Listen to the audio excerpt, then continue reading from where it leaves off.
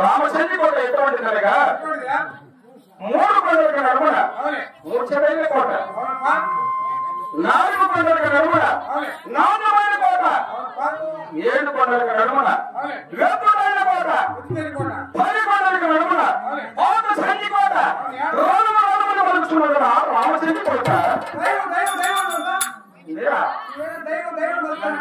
దైవ రణమైన పలుకుతున్నది లేక ధనమైన పలుకుతున్నది. ఇటువంటి రణములు పుట్టిన రాజు ఎవరు తెలుసా?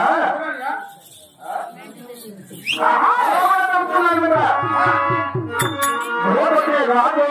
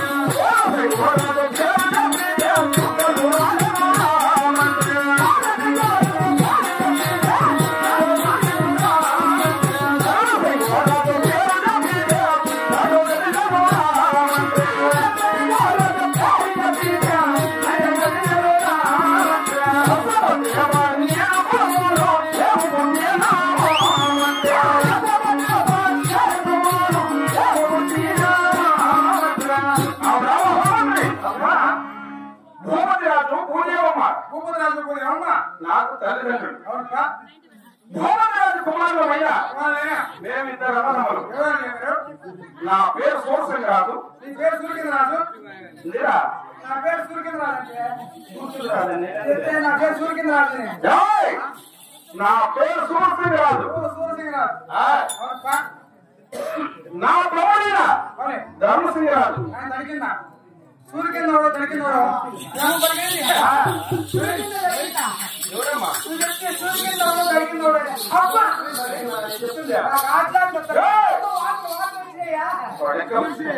నా పేరు సూర్యసింగరాజు.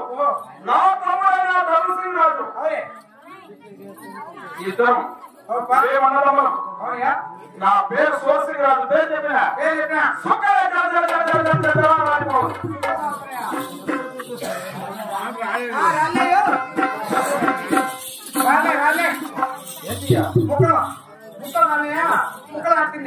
ముక్కలు అని చెప్పింది. సూర్యసింగరాజు పేరు చెప్పిన అంటే అటువంటి పరాక్రమం పౌరుషం అన్నమాట. నా తమ్ముడైన ధర్మసింగరాజు పేరు చెప్పిన భయప్రాంతాలు వణికిపోతున్నారు. ఇటువంటి పరాక్రమం చేత రోజమంత్రి పండితులంలో పుట్టినాను.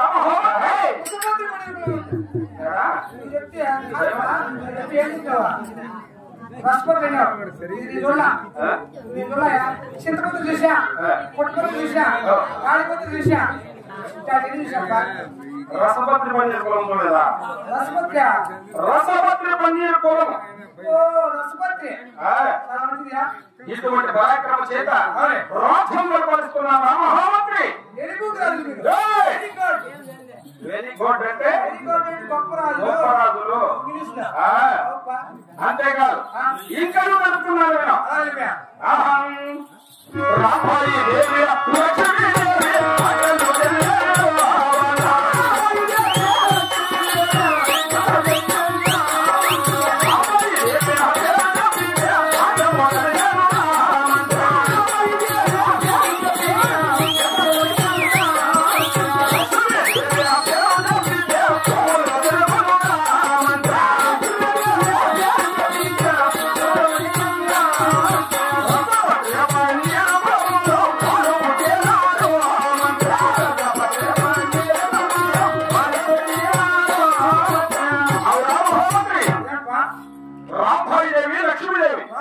లక్ష్మీ ఇద్దరు అక్క చెల్లెళ్ళు.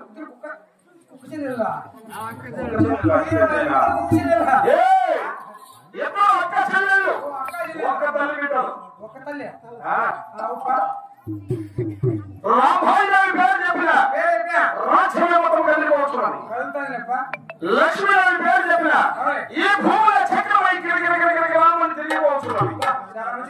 ఎటువంటి పరాక్రమ చేత వారు కూడా రసపత్రి పన్నీర్ కులంలో లేపుతున్నారు. మహామంత్రి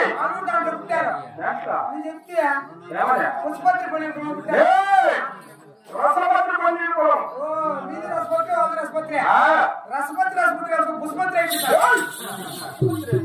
రెండు కలుసుకునే బాగుంటానా? రసపత్రి కలుసుకునే. అంతేకాదు ఇప్పుడు మన చెల్లిబాటు ప్రజలందరూ సుఖక్షేమంగా ఉన్నారా?